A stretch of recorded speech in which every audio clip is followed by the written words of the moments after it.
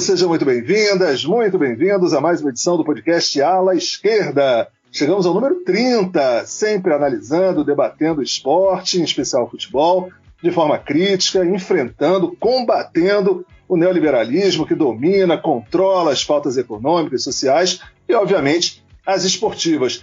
Aqui tem podcast antifascista, burguesão!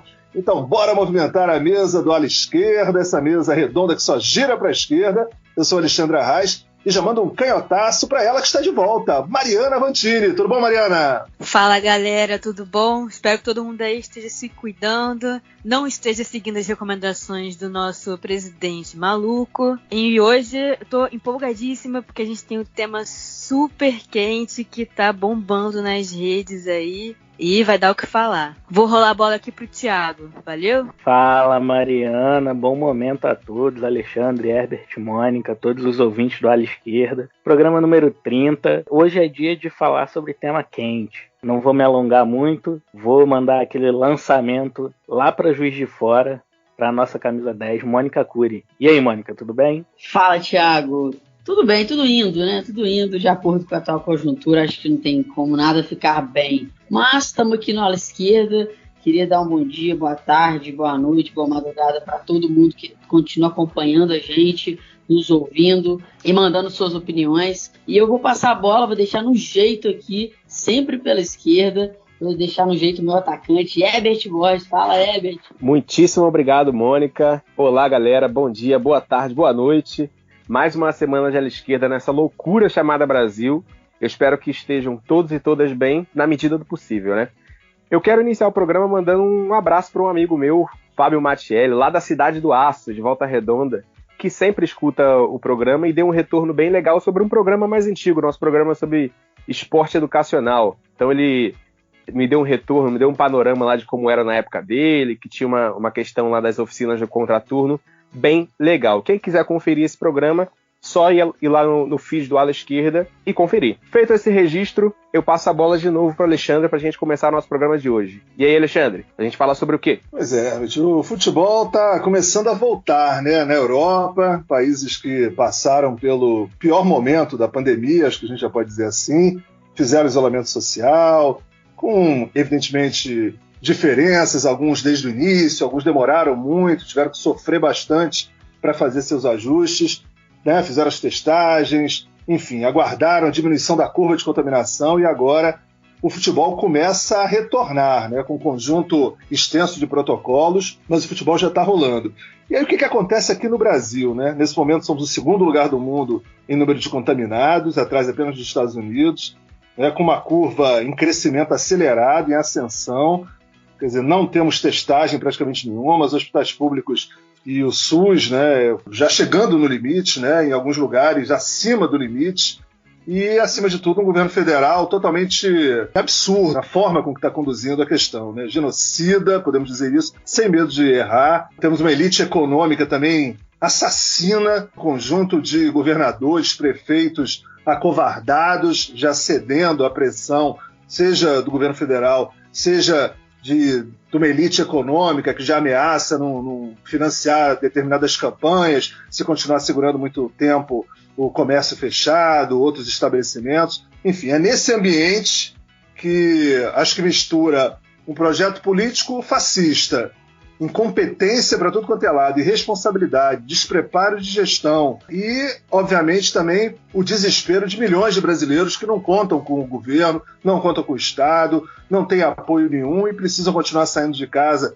para trabalhar, que o futebol brasileiro vai voltar, né? Provavelmente em julho a gente já vai ter os campeonatos estaduais acontecendo. Quer dizer, é impossível que agora a gente não enfrente esse debate. Tem um lado importante que o futebol está reunindo algumas pessoas. Essa semana saiu uma carta, né, importante, também uma nota pública, né, em nome de um esporte democrático, assinado por muita gente. As torcidas de futebol estão aí numa atitude de vanguarda, enfrentando o fascismo que a gente vive no Brasil. Mas apesar desses movimentos, o futebol vai voltar. Eu já levanto a bola aí para a mesa do Ala Esquerda. O que vocês querem falar sobre esse tema? Põe essa bola quicando aí para quem quiser estar. Eu acho engraçado, né, que antes do futebol parar, tava todo mundo questionando a importância dos campeonatos estaduais, que devia acabar logo de uma vez. E agora essa pressa toda para voltar, né? Enfim, mas antes de tudo, eu queria ponderar aqui uma coisa que é a volta do futebol na Europa mesmo. Que mesmo que a Europa já tenha passado pelo pior momento da pandemia, eu não vejo adequado a volta do futebol agora lá. Por quê? Porque, primeiro que não é o futebol que a gente tá vendo, né? Eu parei para ver outro dia a Bundesliga, o campeonato alemão. Eu não costumo acompanhar, assim, só vejo jogos aleatórios. E agora, como é o único campeonato que tá rolando, junto com o português, que voltou há pouco tempo também, eu comecei a ver. E aí, eu fiquei abismada, porque é um jogo sem torcida. E aí, os clubes botam um som de torcida gravado nos estádios, que dá a impressão que você tá jogando videogame, né? Eu achei maluquice total. Enfim, é uma coisa que, pra mim, não deixa de ser futebol, sabe? Como diz o Galeano também, né?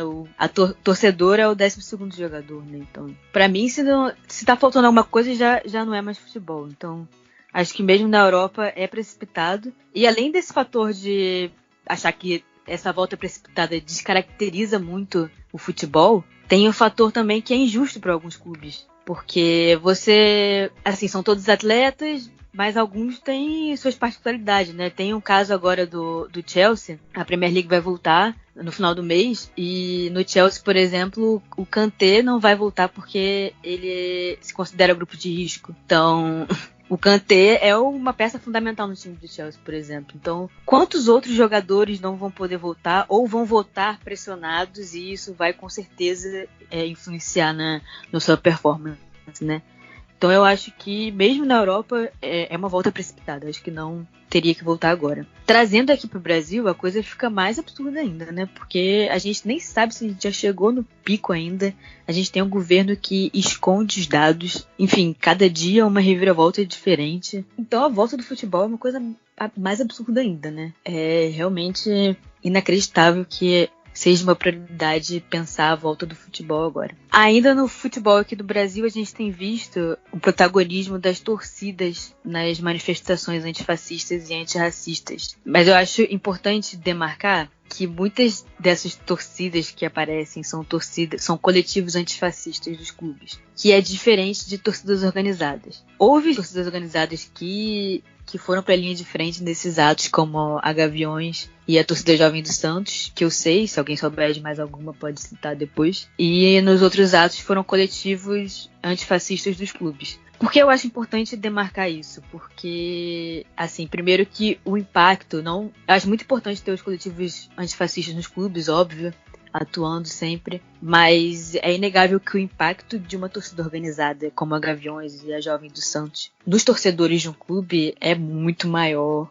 do que um coletivo, pelo menos por enquanto, eu digo um coletivo antifascista, desses que, enfim, apareceram nas manifestações ali. Não que não seja importante, mas assim... Eu sei que a torcida jovem do Flamengo também compareceu ao ato aqui no Rio. Então, acrescentando aí, torcida jovem do Flamengo. Enfim, e também, não só pelo impacto, mas também pelo o que essas torcidas têm a perder se colocando na linha de frente, porque não é tão simples assim, né? Você não pode chegar numa torcida e falar, nossa, que atitude covarde, né? Porque, diferente desses coletivos antifascistas, as torcidas organizadas, elas lidam com a repressão da polícia todos os jogos, os membros estão marcados ali pela polícia. É complicado realmente, né? Tipo, eu sei que, enfim, cada torcida é uma torcida, mas é muito complicado você chegar e apontar o dedo numa torcida que, porque não se manifestou, porque devia estar lá junto com o coletivo e não estava. Eu acho que é uma questão muito mais complexa do que simplesmente separar por essa torcida aqui é boa e a outra é má. Assim. Mas enfim, é sempre bom, né, ver o futebol tá dividindo o protagonismo em duas vertentes, né? Uma ruim, porque dão protagonismo para o futebol voltar em meio ao caos que está o Brasil. E por outro, pelos torcedores estarem aparecendo na linha de frente contra o fascismo aqui no Brasil. Então, a volta do futebol faz a gente pensar essa pressa toda, né? Faz a gente pensar em como o futebol está se tornando cada vez mais um negócio, né? Assim, há muito tempo, a gente sempre debate isso aqui. A lógica do futebol é uma lógica totalmente capitalista, totalmente empresarial, digamos assim. Sem a menor preocupação com a torcida, ou, enfim, com questões sociais, como a gente já falou em um programa aqui. A lógica é exclusivamente empresarial. Então, quando o Casagrande perguntou por que a pressa, é porque esses clubes e esses dirigentes que estão à frente dos clubes estão perdendo dinheiro sem o futebol. E eles querem voltar a ganhar dinheiro. E aí, não importa quantas pessoas vão estar em risco para eles voltarem a ganhar dinheiro. É a lógica do e daí, né? A lógica é essa, como o Landim falou respondendo ao Casagrande. Já que você está tão preocupado, é claro que ele está preocupado, né? Não tem nenhuma segurança. A gente está vivendo numa das piores pandemias da história da humanidade, então é óbvio que a gente está preocupado. O Casagrande bateu de frente mesmo com o Rodolfo Landim, que é o presidente do Flamengo e que é um dos principais articuladores desse retorno do futebol nesse momento, né? Sim, eu como flamenguista só tenho a lamentar esse fato, lamentar essa diretoria mais uma vez esteja vendo números ao invés de seres humanos, como faz desde o ano passado, desde o caso dos garotos do Ninho do Urubu, né? Que o Landim, essa diretoria atual, fica barganhando com as famílias para não pagar as indenizações merecidas. Assim, tudo isso é muito lamentável. Tudo isso é muito mesquinho, sabe? Como o Alexandre falou, mostra que a gente está vivendo no fascismo mesmo, assim, de fato. E esses dirigentes, a maioria deles, pelo menos todos esses que estão apoiando a volta do futebol, estão tomando posturas genocidas também, assim como o presidente da República. Eles estão tomando posições genocidas, colocando em risco muitas pessoas, mesmo que os jogos voltem sem torcida, mas não tem como, vão haver aglomerações, tem muitos funcionários trabalhando em um jogo, muita gente vai ter que sair de casa, vai ter que furar a quarentena, desrespeitar o isolamento social, muitos torcedores com menos consciência vão se reunir para ver os jogos. Enfim, é algo surreal. E em contraponto a isso, a gente tem um pingo de esperança quando a gente vê torcidas antifascistas na linha de frente, né? Mesmo que indo para a rua, a gente sabe que não é o ideal ter aglomeração nesse momento, mas a gente também entende essas pessoas que estão indo para a rua lutar contra o fascismo, porque a gente está num momento da história que não tem como ficar em cima do muro, não tem como deixar de lutar pelo que é certo, e as torcidas antifascistas estão dando um show na linha de frente. Estão botando o Bolsominion para correr, estão enfrentando essa polícia também fascista, repressora, e dando recado que a democracia e que o povo vai resistir, o povo não vai aceitar uma nova ditadura calado e de bom grado. Vai ter resistência sim, né, Mônica? Eu espero que tenha, Thiago, eu espero que tenha sempre. E já que você falou do ponto que você está insatisfeito e decepcionado com o presidente do Flamengo, eu como torcedor do Fluminense preciso dizer aqui que eu estou muito feliz com a posição que o presidente do Fluminense, Mário Bittencourt,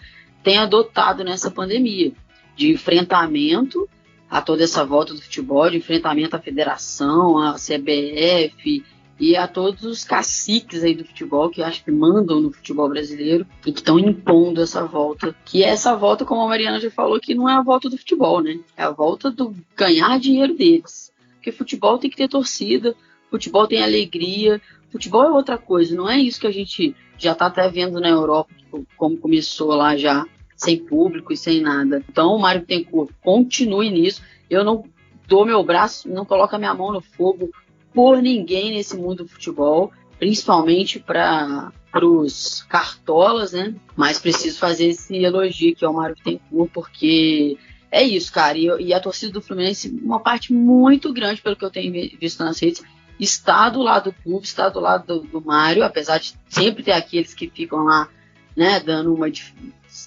São os fascistas, né? Tem em todas as partes. Mas a torcida, o que eu vejo é que a torcida do Fluminense está dando apoio a isso.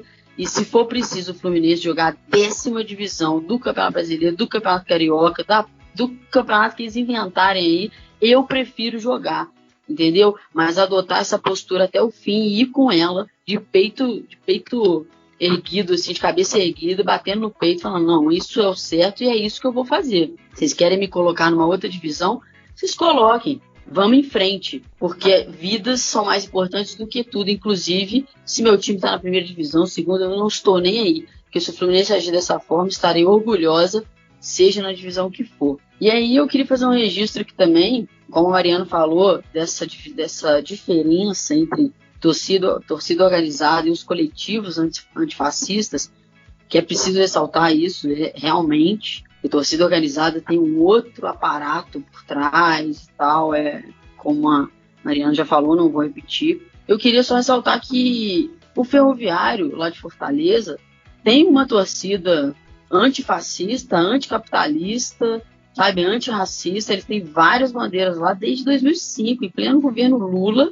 Eles criaram uma torcida que brigasse por todos, que é a Ultras Resistência Coral, sabe? Eles têm até uma faixa que é bem famosa, de vez em quando aparece aí, surge alguém com essa faixa aí nas redes sociais, que é nem guerra entre torcidas, nem paz entre classes. Então, assim, desde 2005, o Nordeste, cara, começa com esse movimento antifascista antes do Sudeste, assim, pelo menos a torcida do Bahia, Bahia antifascista, é desde 2013, do Vitória, a Brigada Marighella também é desde 2013. Então esse movimento, pelo que me parece, posso estar enganada, e aí algum ouvinte, se souber de alguma outra coisa, pode comentar aí, que a gente corrige, mas pelo que me parece, esse movimento vem lá de cima, vem do Nordeste, vem de uma galera que é muito mais de esquerda e politizada do que a gente aqui no Sudeste, que às vezes fica meio em cima do muro, muita gente aqui em cima do muro, com medinho de se posicionar, né? E é isso, assim, eu vou passar a bola pro Herbert, pra gente rodar mais rápido essa mesa aí, que tem muito assunto bom, e o Herbert vai me ajudar a falar sobre isso. Bom, eu queria deixar registrado que eu quero muito ver o Fluminense jogar outra divisão, mas com certeza não nessas circunstâncias. Nessa aí eu tô fechado com Flusão. Mas eu quero trazer um outro aspecto aqui para a mesa, talvez um aspecto mais técnico, eu diria, que aí é propor uma reflexão mesmo para os nossos ouvintes e para a galera da mesa. Que eu acho que essa é uma questão muito fácil de se responder. Acho que basta ter bom senso, não tem muito espaço para outras perspectivas. Porque, assim, vamos lá, por pontos. Não tem como controlar a vida social das pessoas envolvidas num jogo de futebol. Vai ali a comissão técnica, os jogadores, os representantes do clube. Essas pessoas vão estar num ambiente controlado enquanto elas estiverem no clube. Mas e aí na saída, né? O cara pode voltar para casa, parar num supermercado, parar numa loja de conveniência, fazer compras, conviver com pessoas contaminadas. Então não tem como controlar isso. Então esse é o primeiro motivo pelo qual o futebol não deveria voltar. O espaço de controle social é muito pequeno, é só quando o atleta ou a pessoa está no clube. Além disso, as possibilidades de testagem dos clubes, elas são muito diferentes entre si, são assimétricas. Então, não vou nem falar de quem tem mais dinheiro, mas só imaginar um clube com a estrutura do próprio Fluminense. O Fluminense, com certeza, tem mais possibilidade de testar seus jogadores, testar seus atletas, do que o Bangu, do que o Friburguense, do que, enfim, qualquer Madureira, qualquer outro clube de menor expressão. Então, esses dois pontos são cruciais no meu argumento. Um outro argumento que eu achei interessante também, lendo e também observando os jogos do campeonato alemão, é que existe um protocolo, né? E esse protocolo de não comemorar, de reservar um espaço no banco de reservas, de não ter o cumprimento inicial. Concordo muito com a Mariana quando ela diz que isso não é futebol. Se falta alguma coisa, já não é a mesma coisa. No entanto, não tem como evitar o contato físico dos jogadores, né? Pela própria característica da modalidade. Então, você pode evitar a comemoração, mas você não pode evitar o contato numa queda, numa jogada aérea, enfim, em lances que talvez, às vezes o jogador nem escolhe, né? Às vezes acabam acontecendo com ele. Para finalizar rápido essa primeira participação, é moralmente absurdo num país como o nosso, com os números que a gente está, numa curva ascendente, como pontuou o Alexandre, com pouquíssima testagem da população para o Covid-19, que haja esse esforço e direcionamento de gastos mesmo, por conta de uma modalidade esportiva, qualquer que seja ela.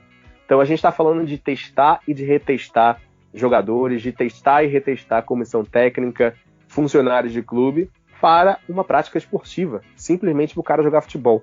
A gente sabe, a gente entende, a gente martela que sempre que não é só futebol. No entanto, em alguns aspectos, em alguns momentos, gente, é só futebol. Então não tem sentido o teste de Covid-19 ser tão raro e ser tão caro, que pelo menos aqui no Rio de Janeiro, aqui no subúrbio do Rio de Janeiro, está numa faixa de R$300 e não tem em todo lugar, e os clubes terem esses testes e retestes adoidado, né? A esmo. Então, da minha parte, são esses 4 principais motivos pelos quais eu sou contra. Sobre as torcidas antifascistas, aí, os movimentos que rolaram, eu vou discorrer um pouco mais no segundo argumento, na segunda participação. Beleza, Alexandre? Beleza, Herbert. Eu quero fazer 2 destaques aí a partir do que vocês comentaram. Um, evidentemente, isso que o Thiago falou, dessa liderança do Flamengo e, obviamente, na figura do Landim, né, caracterizada pela postura do Landim, que não é nenhuma novidade para quem vem acompanhando essa direção do Flamengo. A gente tem que ter muita clareza e separar o que é o bom resultado dentro de uma competição esportiva, da estruturação de um time de futebol, né, do departamento de futebol, e entender qual é o papel social, cultural de um clube de futebol. E o que o Landim está fazendo com o Flamengo, né? Eu fiz até uma comparação quando ele começou a dar algumas dessas suas declarações e fez aquela visita ao Bolsonaro junto com o Campelo do Vasco da Gama. O Vasco é um dos clubes que tem uma das histórias mais bonitas do futebol brasileiro, né? Uma história realmente belíssima, não só da tradição dentro do campo, do futebol, dos outros esportes também, que um clube, né, que teve uma estrutura, inclusive,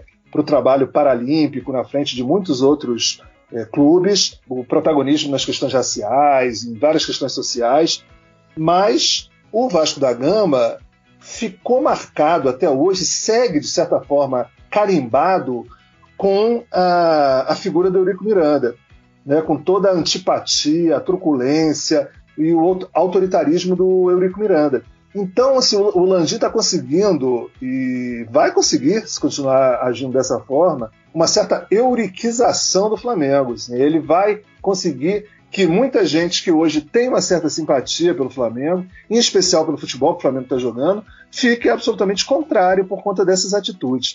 E aí eu queria pegar esse gancho para falar um pouco sobre essa figura dos dirigentes e como uma pandemia dessa evidencia algumas coisas do ambiente do futebol, dos esportes e da nossa sociedade, né? Já fiz essa crítica ao Landim, mas queria resgatar o presidente do Internacional, o Marcelo Medeiros, que lá no dia 1º de maio, olha, Dia do Trabalhador, ele deu uma declaração na época dizendo o seguinte: olha, o Inter já está preparado para poder retornar aos treinamentos, somos a favor de voltar ao campeonato, os jogos, isso é muito importante, é uma questão cultural. E olha só, jogador que não quiser atuar durante a pandemia, que peça demissão. Eu achei essa frase assim, tão emblemática do que é o futebol brasileiro, né?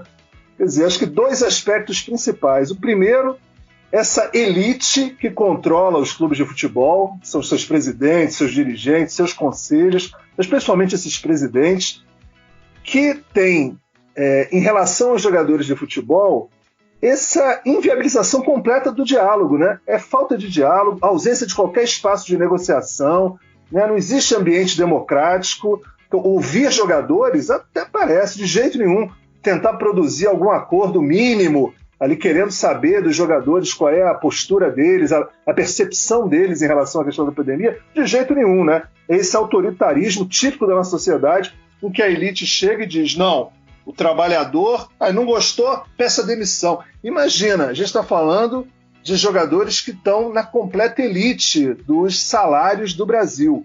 E o cara trata os jogadores dessa forma. Você imagina como é que os empresários tratam os seus funcionários pelo Brasil afora, quando há, inclusive, um um gap aí, uma distância monstruosa em relação aos recursos que essas pessoas ganham. E uma outra coisa que eu destacaria, e que para mim fica claro com uma frase dessa do Marcelo Medeiros, é que, olha, é a tristeza assim, do elemento da ideologia do Marx, né? Esses jogadores de futebol, a maioria de uma origem de classe, né, paupérrima, jogadores pobres, humildes, esses caras ascendem a uma outra classe social, ficam ricos, com muitos recursos, imediatamente assumem a ideologia dominante, né? E, enfim, não é a classe de origem que determina a sua forma de pensar, é a sua classe econômica, e esses jogadores, é por isso que a grande maioria são de direita, os ricos, né?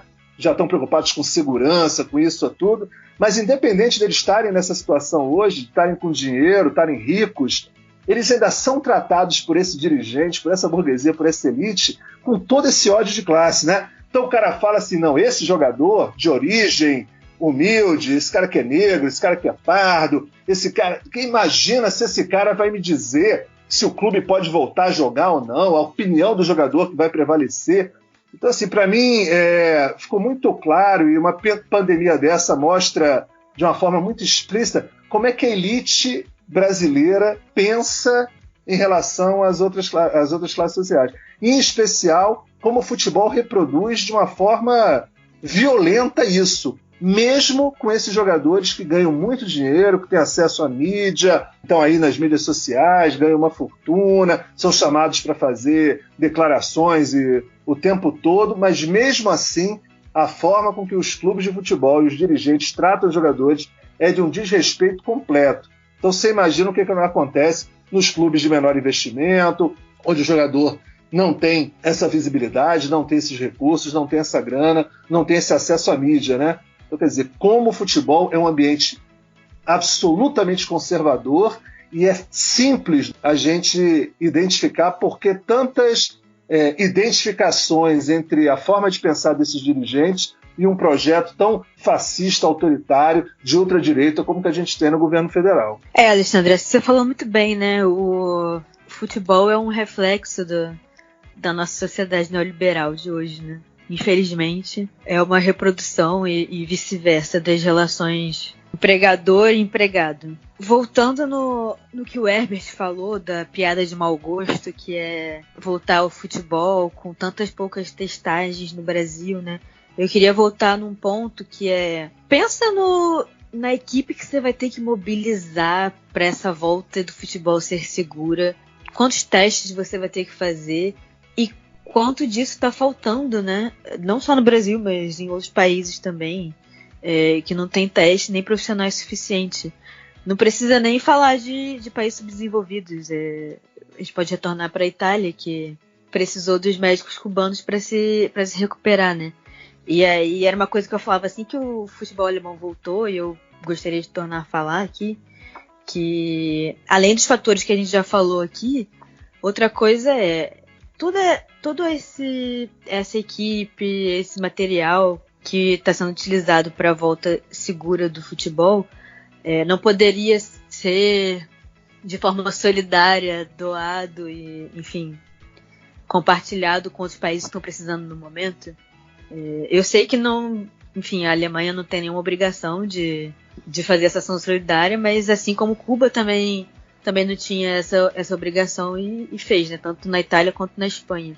E, enfim, eu queria deixar só essa reflexão também sobre solidariedade e o que a gente pode aprender com países nesse ano, né? Nesse primeiro semestre. Outra coisa que eu queria pontuar é a questão financeira, que também foi muito falada aqui, que obviamente a gente sabe que só está voltando não porque todo mundo ama o campeonato estadual, até porque eu falei no começo de janeiro estava todo mundo crucificando, né, os campeonatos estaduais, mas sim porque eles estão desesperados por lucrar mais com o futebol, né? Estão tendo, assim como o resto das atividades econômicas, quem depende do futebol está lucrando bem menos agora.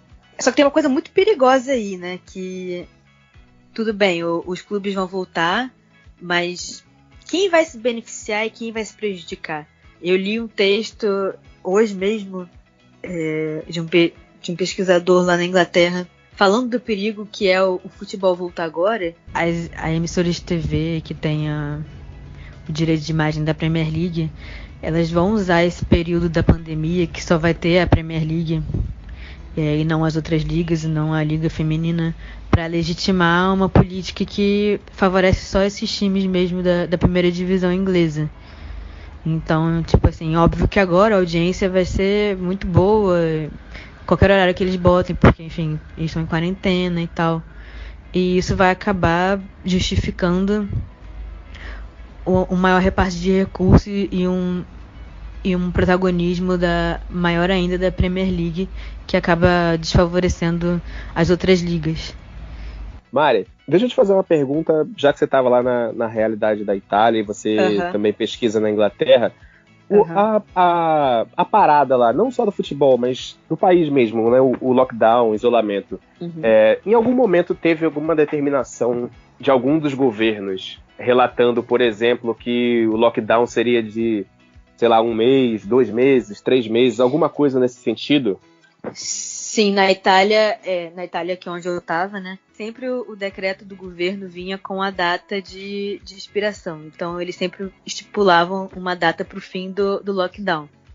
Acabou sendo que, assim, começou de semana em semana, até que virou por mês e foi esticando até o começo desse mês. Não, até o final de maio, que eles começaram a planejar as fases, né, de reabertura. Eu tô te perguntando isso porque até isso aqui no Brasil também gera instabilidade, não só no futebol, quanto em qualquer outra atividade comercial, porque assim, quem trabalha com isso, né, quem lucra com isso, digamos assim, o cara não sabe também, longe de defender aqui empresariado, mas o cara também não vê uma perspectiva, se o isolamento vai demorar 1 mês, 2 meses, 3 meses, e aí também com certeza colabora para essa pressa em voltar, né? A verdade é que no Brasil nunca teve um isolamento de verdade, né? Então isso complica bastante, porque fica difícil de prever e você não sabe quando chega o pico. Fica mais difícil fazer qualquer perspectiva, né? Quando você não obedece as primeiras medidas que deveriam ser feitas no combate à pandemia. É isso aí, Mari. O futebol, como na sociedade, né? Quem está sofrendo mais é quem tem menos recursos. Uma pessoa que tem muitos recursos financeiros, ela está sofrendo na pandemia, mas ela consegue se manter, consegue respeitar o isolamento social se ela quiser, porque ela tem uma reserva financeira. Uma pessoa que não tem uma reserva financeira, fica mais difícil, ela sofre muito mais. Muitas vezes ela se vê obrigada a ir para a rua, conseguir o sustento, porque o governo, que deveria dar esse auxílio a ela, não dá da forma adequada. A gente está vendo como está funcionando essa questão do auxílio emergencial, que tem gente que não recebeu nem a primeira parcela ainda, ou tem gente que recebeu a primeira parcela e voltou para análise. E assim, a gente está falando de 3 meses de pandemia, 3 meses dessa loucura toda. E claramente o governo federal está enrolando para pagar essas famílias, né? E no futebol é a mesma coisa. A desigualdade social, a desigualdade de recursos entre os clubes é gritante. E os clubes menores, o futebol feminino e as categorias de base, enfim, vão sofrer muito mais, com certeza. Só colocando aqui alguns dados, né, assim, de datas e como está a situação. O governador do estado do Rio de Janeiro, Wilson Witzel, publicou um decreto dizendo que as atividades esportivas de alto rendimento poderiam voltar a partir do último sábado, que foi dia 6. E as partidas deveriam ser realizadas com portões fechados, enfim. Só que essa medida não estava totalmente de acordo com a medida tomada pela prefeitura. De acordo com a medida do Crivella, as competições esportivas só poderiam ser disputadas na fase 2, que tem a previsão de iniciar no próximo dia 16, que é na próxima semana. A gente está gravando hoje, é dia 10. Na próxima semana, de acordo com o Crivella, aqui no Rio, poderiam voltar. E assim, as duas medidas são muito absurdas. A gente vê que o Rio de Janeiro está tendo muitos casos, os casos estão aumentando cada vez mais. Não, a curva não está diminuindo. Assim. não tá. E cada vez que um político, um presidente, ou o governador, ou o prefeito publica um decreto desse, ou dá uma declaração diminuindo a importância, diminuindo a gravidade do coronavírus, mais gente vai para a rua, mais gente desiste do isolamento social. E com isso a curva aumenta, e, enfim. E é surreal querer voltar com o futebol no meio disso tudo, sabe? É falta de humanidade, uma falta de empatia. A gente está falando de dirigentes que são cheios da grana, que se eles tiverem coronavírus, eles vão ter muita facilidade para testar, vão se tratar nos melhores hospitais, enquanto que o povo está dependendo do SUS, o SUS resistindo, os profissionais da saúde fazendo um trabalho heróico, mas que é muito complicado dar conta de tantos casos, né? Eu não consigo acreditar que a gente está nesse momento, que a gente está vivendo tudo isso. Eu me sinto dentro de um filme hollywoodiano apocalíptico, né? Assim. Eu também me sinto num filme aqui de vez em quando.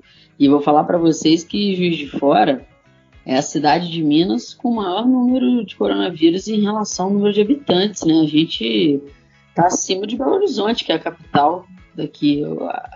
Juiz de Fora está levando uma vida normal. Nós praticamente não temos isolamento social aqui. É uma cidade administrada por um prefeito do PSDB, médico, que no início se importou muito com tudo isso, agora já se rendeu ao empresariado da cidade, e que tem como governador o Zema, do Partido Novo, e presidente Bolsonaro. Quer dizer, nós estamos numa situação que eu não quero nem ficar falando muito aqui, né? Mas isso que você falou, Alexandre, que o Marcelo Medeiros, presidente do Internacional, falou na entrevista, né? Se não quer jogar, se está com medinho de jogar, que não quer jogar, que peça demissão. Aí na hora que você falou isso, cara, me veio tudo que eu passo no meu dia a dia como jornalista dos sindicatos metalúrgicos de Juiz de Fora. Porque essa luta pela vida com uma classe trabalhadora como os metalúrgicos, por exemplo, é diária, né? Com pandemia ou sem pandemia. A gente luta pela vida todos os dias ali, porque todos os dias o trabalho deles já é arriscado demais por si só, sem pandemia. O futebol agora é arriscado porque agora o contato físico, chegar perto de pessoas, agora pode transmitir esse vírus que está matando muita gente. Mas em vários trabalhos aí pelo mundo afora, só de você ir trabalhar, você já está arriscando sua vida. E as medidas das empresas sempre foram essas aí que os clubes de futebol estão adotando. Não, mas tem que trabalhar, mas tem que gerar lucro. Não, machucou aqui, vamos trabalhar. Não, isso aí não é nada não. Volta lá e termina seu horário, não sei o quê. Isso acontece diariamente aqui nesse país, no mundo todo aí, com a classe trabalhadora. Só queria deixar isso registrado aqui também, porque me remeteu muito a tudo isso, quando o Alexandre falou dessa fala. E eu queria dizer também que, nesse momento que começam os movimentos das torcidas antifascistas, e o futebol está muito envolvido nisso, tem gente com um discurso vazio e mesquinho na internet, dizendo que a esquerda usa o futebol politicamente, que não sei o quê. Eu vejo isso nas próprias passagens do Fluminense e do Mário Bittencourt defendendo a não volta para o futebol, né? Aí sempre tem um ou outro torcedor que vira e fala: agora o Fluminense virou clube de político, não sei o quê, estão adotando a ideologia que eles querem lá dentro do meu clube, não sei o quê, não sei o quê. Amigo, vamos falar aqui pela 20ª vez no ala esquerda. Futebol é política, política é futebol. Lá na Itália mesmo, já que vocês mencionaram a Itália aqui no ala esquerda, o próprio Mussolini utilizou o futebol como poucos utilizaram nesse mundo inteiro a favor dele e do seu governo fascista. A Itália ganhou a Copa de 34 e 38 e ele se aproveitou de tudo. Dizem até que ele escolheu que a Copa de 34 foi sediada na Itália, né? E diziam que ele escolhia até a arbitragem para a Itália ganhar, enfim. A Itália chegou a jogar de uniforme preto, que era o uniforme das milícias dele, de Mussolini. O time da Itália ficou até conhecido como Camisas Negras, para quem acompanha sabe disso. Ou seja, adotando explicitamente uma ideologia ali. Naquela época ninguém reclamava, né? A seleção alemã usava no seu uniforme durante o nazismo, na Copa de 38, uma águia com a suástica estampada no peito. E aí é a esquerda que utiliza o futebol como meio ideológico. Gente, vocês não conhecem a história do futebol, vocês estarem falando uma coisa dessa. Sabe? Nessa seleção de 38 da Alemanha, quando a Alemanha jogou a Copa de 38, que foi na França, um jogador austríaco se recusou a jogar pela Alemanha, porque naquela época a Alemanha já tinha invadido a Áustria, então os jogadores austríacos eles nem podiam representar o seu próprio país, ou seja, a Áustria nem participou da Copa, os jogadores tiveram que vestir a camisa da Alemanha para jogar, e a Áustria tinha um dos times mais fortes daquela época, chegou a ser um dos favoritos para a Copa de 34 e acho que foi vice-campeã das Olimpíadas aí, dos Jogos Olímpicos de 36. E esse jogador, o Matias, eu não sei falar alemão, assim, então eu não sei como é que se pronuncia exatamente o nome dele, mas em português se lê Matias Sindelar, com S, né, para quem quiser pesquisar aí, que foi um cara que peitou Hitler no nazismo. O Hitler, cara, chegou a fazer essa história até boa, daria um filme. Quando ele invadiu a Áustria, e aí os austríacos teriam que torcer para a seleção alemã, olha que coisa. Para ele não ficar tão odiado ali, ele fez vou fazer um amistoso aqui entre a Áustria, a seleção da Áustria e a seleção da Alemanha, para a gente comemorar essa invasão. E aí dizem que na época lá, o jogo era para terminar, Hitler forçou um empate para o jogo, ou até a Alemanha ganhando, mas esse jogador, o Matias, ele foi lá, meteu o gol e ainda comemorou debaixo da cadeira do Hitler lá, e em 1939 ele foi encontrado morto, envenenado aí por gás, ele e a companheira dele, com certeza, não dá para falar com certeza, né, gente, mas assassinado aí pelo regime nazista. Então, galera, pelo amor de Deus, o futebol sempre foi utilizado politicamente e para o mal. Sempre foi utilizado por essa galera da direita e da extrema direita. Então não vem com essa que a esquerda está utilizando o futebol e as torcidas e o amor, não sei o quê. Para com esse papinho, cara. Pelo amor de Deus. Só queria complementar rapidinho o que a Mônica falou da Itália fascista, que inclusive a gente tem exemplos de clubes que atuam hoje na primeira divisão do campeonato italiano, que foram formados por conta de interesses do Mussolini, né? A gente tem a Roma, que ela surgiu da fusão de 3 dos 4 times que tinham em Roma para medir forças com os times do norte, que eram mais fortes na época, e aumentar a popularidade do regime fascista, né? Então, com certeza, historicamente o futebol sempre foi usado politicamente.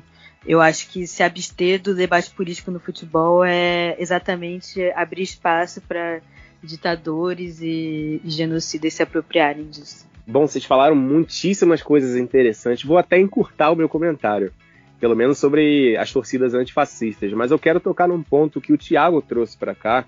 Ele falou sobre o governador do Rio. E eu quero trazer uma experiência que eu tive na semana passada, né? Eu assisti uma reunião vou falar de outra área agora, tá, gente? Da secretária de Educação com os vereadores do Rio de Janeiro. E aí teve a fala de um vereador, eu não lembro o nome agora, infelizmente, mas que eu descobri que, por exemplo, o prefeito Marcelo Crivella aqui, ele está usando uma comissão do Covid-19, que são pessoas que têm cargos comissionados, que fazem parte da base do governo. Não tem um infectologista, por exemplo, da Fiocruz ou de qualquer outro segmento, de qualquer outra universidade. Não tem ninguém que seja de fora do governo. Então, assim, todos eles jogam no mesmo time, sabe? E aí esse vereador, se eu não me engano, foi o Renato Cinco ou o Tarcísio Mota. Realmente não lembro agora. Falou que o Brasil é signatário, faz parte ainda, né, da OMS. E essas pessoas, elas podem ser culpabilizadas e penalizadas por mortes evitáveis da pandemia de Covid-19. Então é algo que, infelizmente, a gente torce para que aconteça, porque esse protocolo, eles estão tirando, vocês sabem de onde, Então, a Prefeitura do Rio tem um protocolo, o governo do estado tem outro protocolo, o governo federal tem um outro protocolo, e a gente está vendo pouquíssimos infectologistas, universitários, especialistas sendo realmente escutados. Então, eu espero que essas pessoas ardam nas chamas do inferno, que eles apodreçam nas cadeias, depois dessa pandemia. Mas deixa eu voltar aqui para o meu comentário. Isso realmente me tira do sério, né? Mas sobre as torcidas antifascistas, eu acho importantíssimo esse momento, esse movimento.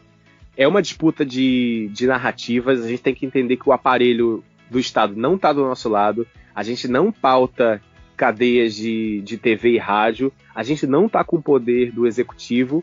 A gente só tem o espaço da rua e da internet. E ainda assim são espaços compartilhados, né? Então, aliás, eu acho impressionante a pressa do governo em criminalizar esses movimentos, né? O vice-presidente da República, o Mourão, ele disse que essa turma que está na rua protestando é a mesma turma da violência, pessoal que briga com a polícia nos jogos de futebol, como é de praxe nesse governo, sem comprovação alguma. Mas o curioso é que ele não tem problema nenhum com gente com bandeira nazista, com símbolos de supremacia branca. Isso para ele é normal, né?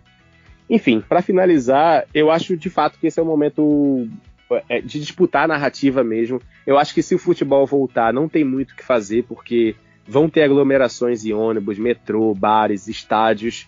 Porque, gente, tem gente com saudade de shopping. Imagina se o estádio vai ficar vazio. Eu acho impossível.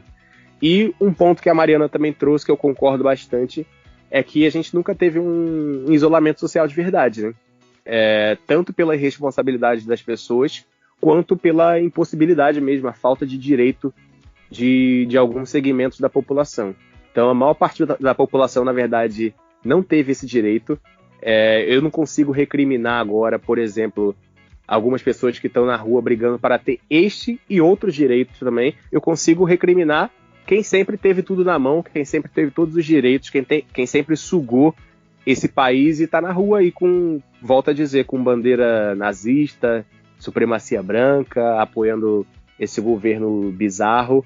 Então, eu acho que, infelizmente, o momento não é bom, mas também eu não consigo. Eu, pessoalmente, não consigo recriminar quem vai pra rua lutar pelos seus direitos nesse momento. Não, de jeito nenhum, né, Herbert? Ao contrário, né? Eu acho que pode estar acontecendo, e tomara que seja isso que aconteça, quer dizer, que essa indignação que está surgindo em algumas torcidas organizadas, e também pelo fato de que, como vocês colocaram muito bem, em alguns casos não são torcidas organizadas, né, são os coletivos antifascistas, mas que eles tenham essa capacidade de influenciar também para dentro das torcidas organizadas por conta do perfil, né, de quem está ali naquelas torcidas. São trabalhadores, né, e dentro de uma realidade hoje brasileira de precarização completa, de falta de direitos trabalhistas, esses caras estão sentindo diariamente na pele, né? E são caras que não têm sindicato, porque muitos o Uber, o entregador por causa do aplicativo, do iFood, não sei o quê. Então são caras que estão precisando, inclusive, de serem acolhidos por outros ambientes aí que pensem a política. Eu espero que realmente frutifique a partir dessas coisas que estão acontecendo. Agora, olha, já estamos indo na reta final do nosso programa, né? Eu vou fazer minha última participação aqui e destacar um outro aspecto dessa pandemia, de olhar para essa pandemia. Acho que a gente aqui no Ala Esquerda tem procurado, né, se esforçado para tentar entender um pouco por que funciona assim o futebol, a postura dos dirigentes, a postura dos atletas. E a gente sempre fica se perguntando, né, por que tanto conservadorismo, né? Às vezes uma mistura de apatia com uma certa alienação, mas como tem atletas de direita, né? Eu não vou nem falar de outros esportes, estou focando no futebol, não vou falar das Ana Paulas das vidas e desse ambiente do vôlei que merece toda uma pesquisa, né? A galera que está aí no ambiente acadêmico entendeu o que aconteceu. Mas enfim, essa é a dinâmica do vôlei. No futebol, eu destacaria algo que eu só observei quando saiu o primeiro levantamento da testagem no Vasco da Gama. O Vasco da Gama que quer voltar correndo a jogar futebol.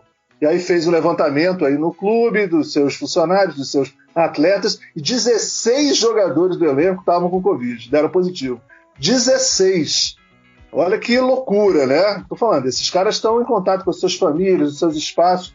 E aí um dos jornais aqui do Rio de Janeiro identificou o Thales Magno, que é um jogador muito promissor, titular das seleções de base do Brasil, e muito cotado aí já para ser vendido internacionalmente. Vanderlei botou ele para jogar muito tempo no Vasco da Gama, acho que na expectativa até de vender e o Vasco ter um dinheiro. Apareceu uma foto do Thales Magno dentro de um culto religioso lá da igreja evangélica que ele frequenta, inclusive com outros atletas do Vasco da Gama. E eu acho que isso tem a ver, né? A gente volta e meia resgata essa importância e o peso que as igrejas evangélicas têm nesses atletas, principalmente que ainda estão na base, esses jogadores que vêm de uma origem muito humilde, que fazem parte de uma estrutura comunitária em que os pais, as mães, às vezes tiveram que dedicar todas as suas forças e trabalharam demais para garantir condições que esse menino pudesse tentar a vida no futebol, na expectativa de que ele vai realmente depois dar uma melhor condição para aquela família. E como na base disso, na estrutura disso, estão essas igrejas evangélicas, está essa forma de pensar conservadora, com essa influência de alguns aspectos que eu já comentei nessa edição, né? Essa leitura meritocrática, essa aversão a qualquer projeto coletivo, a qualquer luta por direitos que quebre essa família autoritária, patriarcal, racista, homofóbica, que é a dinâmica brasileira, e como eles têm reação a tudo isso. Então, como torna difícil esse atleta, num segundo momento, ele ter uma reflexão diferente, ter uma postura diferente. Porque ele é esse cara que vem dessa origem, e aí, num segundo momento, se ele dá certo, digamos assim, no esporte, e consegue recursos, ele imediatamente já cai numa classe social, econômica privilegiada, o que não permite que ele tenha outras formas de reflexão.